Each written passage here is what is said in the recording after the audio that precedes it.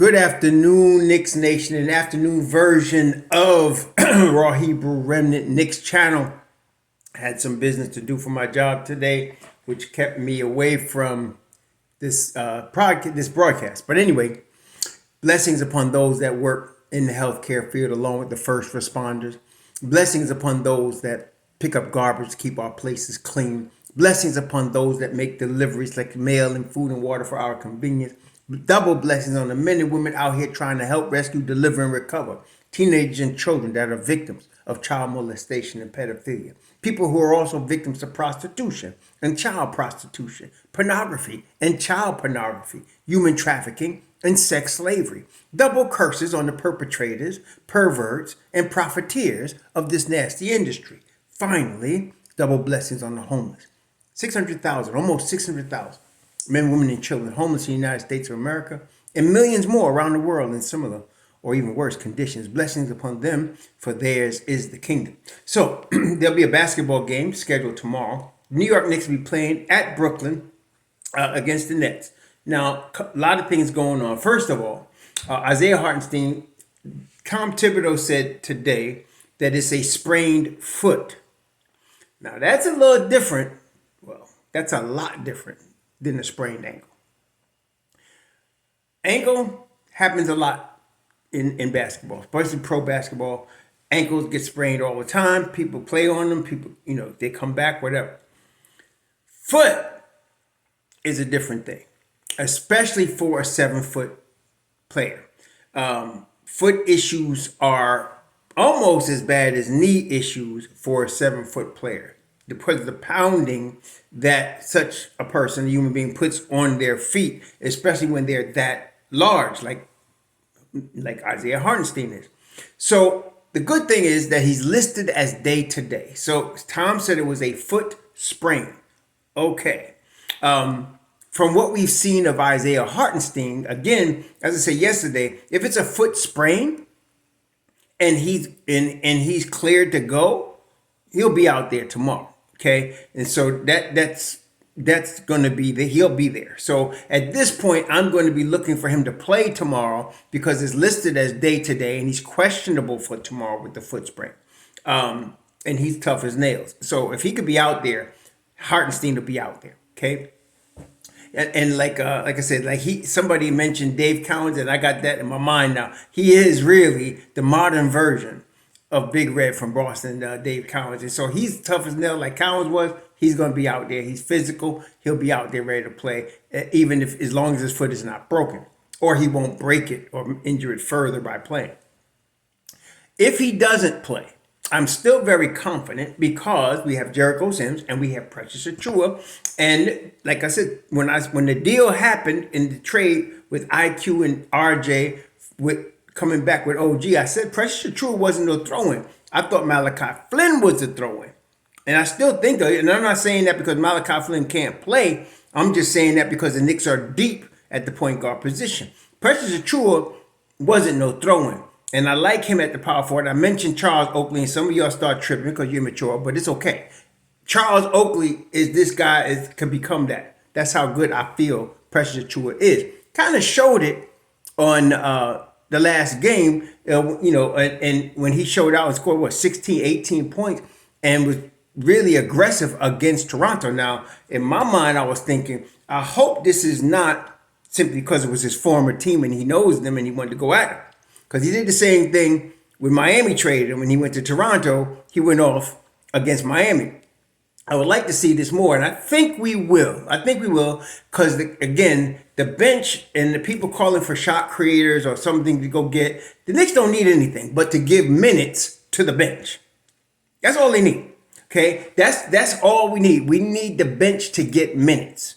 It's like when people were tripping, Deuce could play defense, but he can't score. And I was telling you all the time, Deuce can score. He got a nice jump shot. He just needs minutes. And when he gets the minutes, he'll produce. And that's what happened. It's the same thing for Precious. It's the same thing for Grimes. It's the same thing for Hart. The thing is, Hart gets his minutes because Hart is the new godson, the grandson of Tibbs. So Hart's going to get his minutes. But Last game, if you look at the bench, Chua got 25 minutes, that is. McBride got 13, Hart got 26, and Grimes got 20. I'd like McBride to get about 3 more minutes, but hey, this is about what we're talking about right now. You give the bench that type of time, and you're going to get what you got. They got, Precious scored 18. They actually got 28 plus 6, 34. They got 38 points from the bench. Okay, that'll be something they can normally get if they get that kind of minutes normally. Now, Deuce's minutes are a function of Brunson, a one-to-one relationship with Brunson's minutes, because Deuce is the backup point guard. Now, Brunson's trying to prove he's an all-star. Well, he's proving it to us, but he's trying to make sure everybody that has a say in it votes for him. And so that's why he's out here playing 40 minutes, because he wants to make sure everybody sees he's not only, one of the best guards in the league, he's an all-star and he should be all-NBA. And of course, as Knicks fans, most of us agree with that. Once he's solidified that all-star status, I think he'll cut back on his minutes a little bit. The last game he actually did, he played 35 minutes, which, that's still a little bit on the high side, but not too bad. And again, it's 48 minutes at the point guard position, 13 minutes left, that went to Deuce. Okay? I feel like if he played like 32, that would be excellent. If he plays 32, Deuce plays 16, and then you get everybody else their time, that's good. Now, Hartenstein played 23 mostly because of the injury, and Precious played 25. I still feel very confident in Precious, so that if he needed to start at the 5, he'd be a small ball 5, but he could start at the 5. Or you could even start Jericho Sims like you used to do, like you had started doing this year, and then have Precious still play backup minutes. And in that scenario, generally, when you see Jericho Sims start, he really doesn't get like a lot of minutes. Like if he starts, you probably get 20 minutes, and you'll see Precious with the rest, unless he's in foul trouble. So I'm very confident in that. OG Anunoby is the one that makes all the difference in the world because of his defensive prowess. I mean, he's able to guard 1 through 5, able to do it at a high level. He is the first, really guy that the Knicks have had since, last time they had a guy like, we had a defensive player of the year maybe 10 years ago. Since then, he's the first all-NBA defensive level player that we've had that's been all-NBA defensive level. Mitch Rob can play like that. Grimes, in my view, can play like that. Deuce can play like that. But he's the one that's actually been it. And man, is he showing it. So as long as Anunoby is healthy and the rest of them are healthy, I'm very confident that the Knicks defense will continue to be stout. Now, this is a big week because right now, the way it's looking right now, the Knicks, this is, like I said, the East is going to be a dogfight all year long, and it's going to continue to be a dogfight. But at this particular moment, the Knicks have a solid hold on the 5th seed. They're 2 games up on Miami and Indiana for the 5th seed. They are 3 full games up on Orlando for the 5th seed. Okay, so that's this has been half game stretches, like half game down, half game up all season. But now the Knicks have a 2-game lead on Miami and Indiana and a 3-game lead on Orlando. Now, they're a half game out of the 4th seed behind Cleveland. Now, interesting thing is, Cleveland's next 3 games are at the Magic and 2 at Milwaukee. At the Magic and 2 at the Milwaukee Bucks. This is a week the Knicks could actually pass them. Okay, we need this W tonight. Last night I watched for the same purpose of, my wife said, is the Knicks playing tonight? I said, no, but 2 teams are playing that I need to watch for the Knicks. Miami lost to the Magic last night. It was a good game, but the Magic just really played an excellent. The Magic are a really good team. Like I said, only problem they have is inexperience, right? And they, being that they're young. That's it. But they're going to be a problem from here on out for a while. So they beat Miami last night. And the thing is, Miami has Jaime Jaquez. Jaime was out. He's been out with a groin pull. And his loss is felt. Everybody else was there. Jimmy Butler was there. Duncan Robinson was there. Tyler Hero was there. Bam Adebayo was there. Everybody was there. Jaime wasn't there. And you could see the loss of him on Miami because they're used to playing with him in the rotation. And so that hurt Miami last night. But Orlando got their own rookie in Black out of Arkansas. That boy could play too. Black could play. He's just like Jaime. He's a little, just a little different, but they're very similar ball players. Black played very, very well. He had been starting for a while. Then he got taken out the rotation. He was back in the rotation last night. Anthony Black out of Arkansas, young boy, 20 years old, just turned 20. He was 19. He's good. So tonight, Cleveland is visiting Orlando.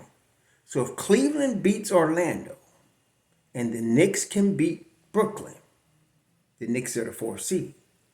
Now, let's not sleep. Brooklyn's in a very interesting position. I mentioned yesterday on the pod, on the live, and I mentioned in Friday's video, the possibility that the Knicks should contact Brooklyn about Mikal Bridges. And the reason I did that is because I still think, if Brooklyn is going downward, if they're headed in the wrong direction, they're more closer to lottery than playoffs, they probably should just rebuild. Okay? Just break it all down and rebuild. They were going to see what happened. They had a nice young team. And then when KD and Kyrie decided to come to Brooklyn, they got rid of their coach, got rid of all their young assets, and they was building whatever minimum salaries around those two guys. Then came James Harden, and they really just had them three. That didn't work out, obviously. And so they still had a couple of young guys, but they in the KD trade, they got Mikal out of the KD trade. They got Dorian Finney-Smith. They had Cam Johnson, Knight, Royce O'Neal. Nice pieces. But nobody was that guy that could carry you to the promised land, okay? Or even like second tier, that guy.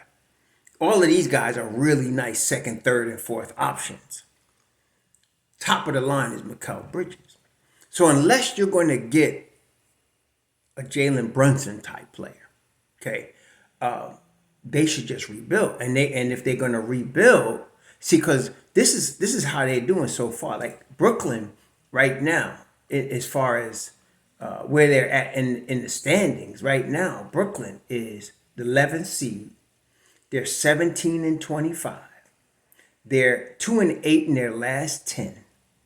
Okay, so they're kind of in a little below the purgatory. See, purgatory is when you can make the playoffs, but you ain't gonna last long. That's purgatory. Okay, you get out in the first round generally. You might make it to the second round, but then you're gonna lose strong in the second round. That's purgatory. You're either coming out of that or rebuilding. See, the Knicks are coming past purgatory now. Okay, they rebuilt.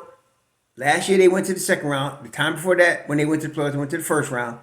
And then now they're expected to go into the second round and compete for the ECF. The Nets ain't doing that. See, if you're not doing that, then you need to start over. Okay? The Nets are not doing that. Nets are headed backwards. They were last year first fighting for the playoff spot. But then this year came and it was going to be like a wait and see. If they were fighting for a playoff spot, they maybe can go after that one piece they need. If, on the other hand, they are just going backwards, which is what's going on, it's time to rebuild. Okay? And so that's why I say there's opportunity to talk to them. Now, they're still dangerous. Now, let's check this out. The 2 games that they have won in the last 10, they beat Oklahoma City in Brooklyn, and they beat the Lakers in LA.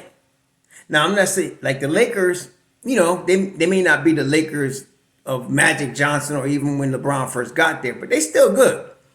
They beat the Lakers 2 games ago, and they beat Oklahoma City in Brooklyn. So you can't really sleep on them, but that's what purgatory means. They could come up and beat somebody on any given night. This is what I say. In the league, anybody could beat anybody and then they give a night. So this team is 17-25. They could beat the Knicks tomorrow. The Knicks got to play hard and make sure they win.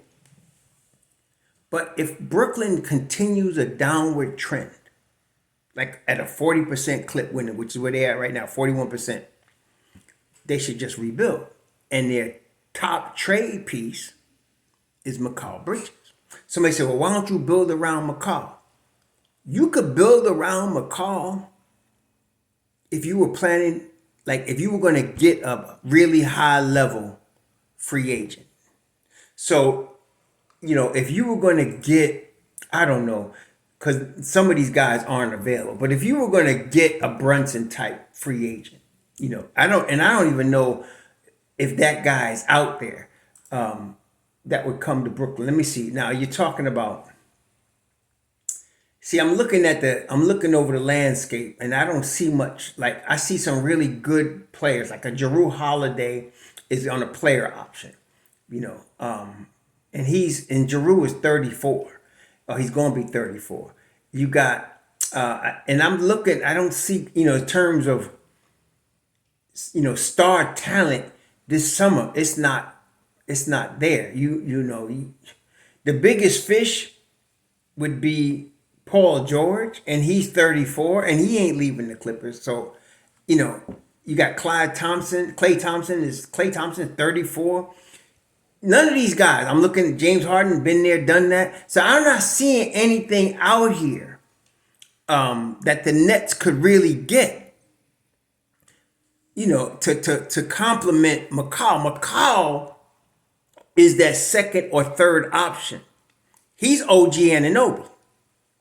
Not a guy you're going to really build around, but a guy that you can pair with a Jalen Brunson and Julius Randle that fits.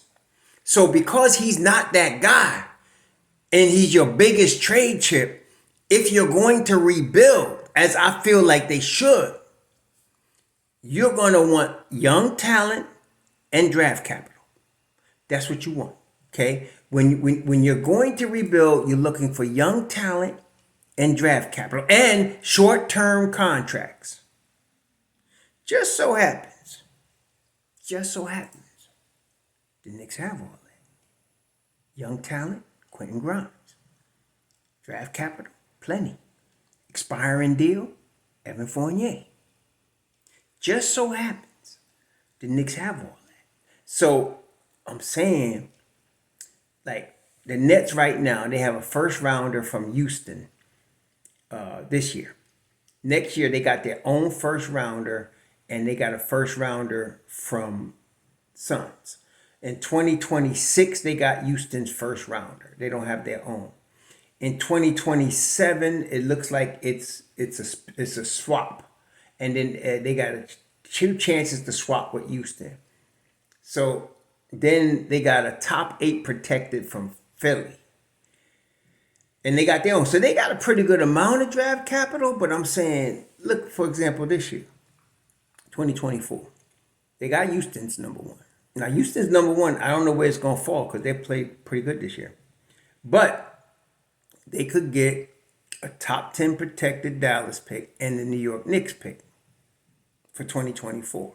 2025, they can have their own pick, Phoenix's pick, and they can have the top 4 Bucks pick. 2026, they can have Houston's pick and the Knicks pick. Now, I just named 3 years, 2024, 25, and 26. If you were to get the draft capital that I just named and include that with what you have, by the time you get to 2027, you're rebuilt. Okay? And you just need a year for them kids. Like, they would be Orlando in 2027. They'll be like what Orlando is now. Okay? That's how you got to plan. So if I'm the Nets, I would be looking to trade Mikal and get that draft capital. And there's only 2 teams that can give you that. It's New York and Oklahoma City. That's it. Okay. And now with Oklahoma City, looking at them, I mean, they got the draft capital. They got the young talent. I'm not sure about their salary structure, but they got the draft capital and they got the young talent, man.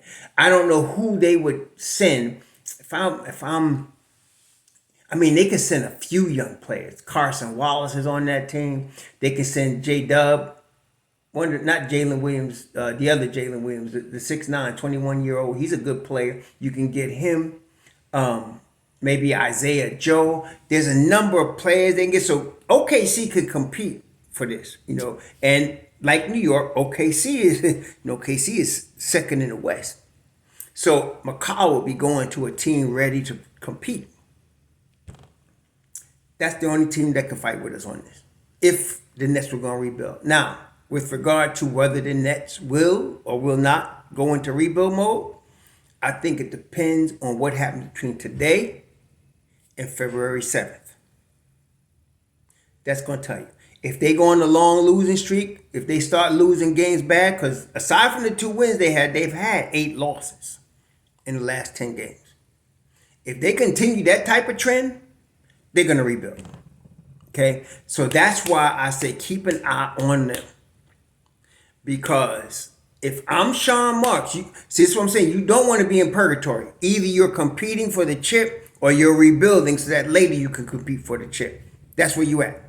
The Knicks, they rebuild, and now they're starting to compete for the chip. Okay? Oklahoma City did too. Both of them have smart management. So they both got young talent they can send over. The Knicks got the young talent. I don't think the Oklahoma City does not have the, well, they do. They got Davis Bertans. They can send over his $17 million. So they got, Oklahoma City's got everything we got. Okay? Now, it would be obvious, if it's not already, that Mikal Bridges would love to play with his Villanova buddies. That would definitely be obvious. I don't know how much of a sway that would have with Sean Marks, because Sean Marks won't get the best deal he can. But we'll have to see. So right now, Oklahoma City starts Dort at the small forward and Josh Giddey. See that? I mean, if McCall came, he'd probably start in front of Josh Giddey. And that's just making Josh Giddey behind. That's going to be still, they'll be tough, man. So it's Oklahoma City and New York. I'm saying watch the Nets. If the Nets are losing after tonight, tomorrow night, if they continue to lose at the clip they've been losing at, they're going to rebuild. And if they rebuild, there's 2 teams you're talking about, New York and Oklahoma City. Those are the 2 teams you're talking about competing for Mikal Bridges' services. And I'm hoping it comes to New York. Other than that, I just want them to stay put. They don't need to go add no shot creator, B crap, or nothing else. The Knicks good. They just need to play the minutes for them 4 guys in the second unit, and they'll be good. But as far as the trade deadline, that's what I'm looking for. Okay, that's what I'm looking for. I hear all this noise about Brown, Joan Brown, is that the boy's name? I hear all this noise about him, right? I'm hearing all the noise, man. I don't want Bruce Brown. I don't want Bruce Brown. I know Tom Thibodeau is his type of player. There's no doubt. But so is Quentin Grimes. Okay? Bruce Brown's getting 2 years, $45 million. Quentin Grimes getting like $3 million. To me, it's no joke. You just keep Quentin Grimes and move on with life. I'm not into just, because I got picks I got to burn a hole in my pocket for Bruce Brown. No. But I'm hearing the name. I'm just like y'all. I'm hearing it out there. But then again, like I said, a lot of it is just noise. And you look at the team and you're like, who would they be trading? It's only Quentin Grimes that they be trading. And I am not trading Quentin Grimes along with RJ Barrett and IQ to Toronto. I'm not doing that. So we'll see what happens. But nah, I don't think so. See, Bruce Brown had his shot to come to New York last summer. And he chose Indiana because Indiana was offering him that big money. Okay, you got your big money now. But I don't know. I know his deal expires. I mean, he has a team option. So he ain't getting that second year, 22 and a half. But he's going to want something good. So I'm just saying, I'm keeping Quentin in his $3 million, and we'll talk about extension next year. I ain't messing with Bruce Brown this year. But I will call Brooklyn and see what we could do about Mr. Bridges. Anyway, Y'all enjoy the rest of your Monday evening. Tonight, like I said, it's a big game. Cleveland is playing Orlando. I'm pulling for Orlando to beat them. The Knicks would be tied. If Cleveland lose tonight, the Knicks would be tied for the fourth seed. And looking tomorrow at a win, if they can get a win in Brooklyn, they will be then talking about the fourth seed by themselves. As far as the third seed, right now, the Knicks are 4 games away from Philly. They're 4 games away from Philly. Philly is hot. They won 5 straight. Cleveland has won 7 straight. They're burning hot. The Knicks are pretty hot too, though. They won 3 in a row, but they're 8-2 in their last 10, and we know we just had that 5-game winning streak. So the Knicks, Cleveland, and Philly are the hottest teams in the East right now. In the West, you got 3 teams. The Denver Nuggets, the Clippers, and Oklahoma City are all killing it too. So this is going to be a dogfight. This is good. The parity inside the NBA is to me, an all-time high. I've never seen the NBA with this type of parity. And that's why I say that big 3 game is played out. You need a team to win now. There's a lot of parity in the league.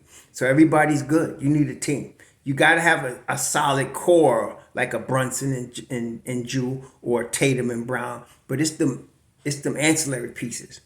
That's why Boston's so good. Their ancillary pieces, KP. And whenever he plays, they tough to beat. Okay? But you need them ancillary pieces. New York has them. Oklahoma City has them. Minnesota has them. That's why you see them competing. And so, hey, let's see what we could do. This is fun to watch. This is fun to watch. That's why I'm having fun watching these other games that affect the Knicks. So tonight, I'm going to be watching Cleveland against Orlando here in Florida and pulling for the Magic to beat them boys. Y'all enjoy your Monday night. So